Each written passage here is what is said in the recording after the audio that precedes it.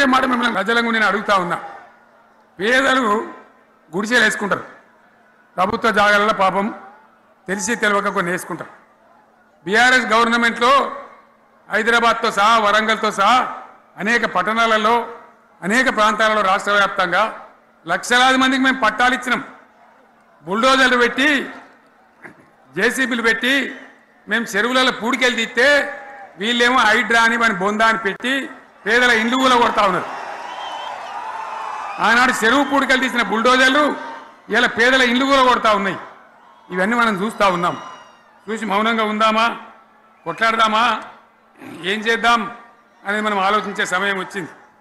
దేశాన్ని నంబర్ 1 స్థాయిలో నిలబెడితే ఇవాళ 14వ స్థాయికి 15వ స్థాయికి తీసుకొని పోయినారు. నా కళ్ళ ముందన్న గిట్ల జరుగుతుంది, ఇంత మాయల్యమే అవుతుంది, ఇంత మోసం చేస్తారని నేను కూడా అనుకోలే. ఇలా చాలా బాధ కలుగుతూ ఉంది, చాలా దుఃఖం కలుగుతూ ఉంది. ఇంకా ముందరికి పోవాల్సిన తెలంగాణ ఇలా వెనుకగా అయిపోతున్నా ఉన్నది. మళ్ళా ఎవరు దీనికి కారణం? ఈ దుర్మార్గులు కాదా? నిలబెట్టి ఖచ్చితంగా అడగాల్సిన అవసరం ప్రజలకు లేదా? అడగాలి. ఎందుకోసం? టైం ఇవ్వాలని మేము కూడా టైం ఇచ్చినాం. ఏమంటారు?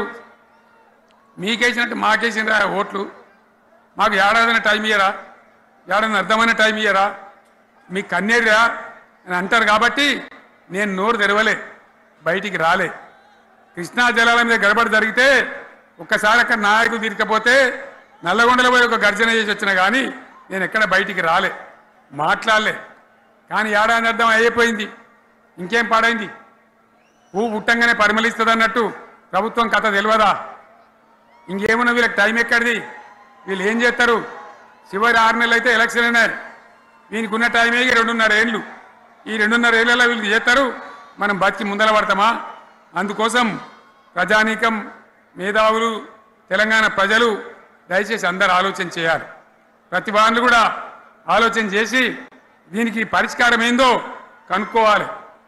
మేధావితో పనిచేయాలి, ఆవేశంతో కాదు. ఆవేశంతో మనం నినాదాలు ఇస్తే కాదు, ముళ్ళును ముళ్ళుతోనే తీయాల.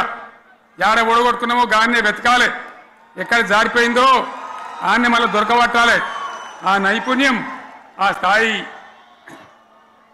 ఇవాళ రావాలి.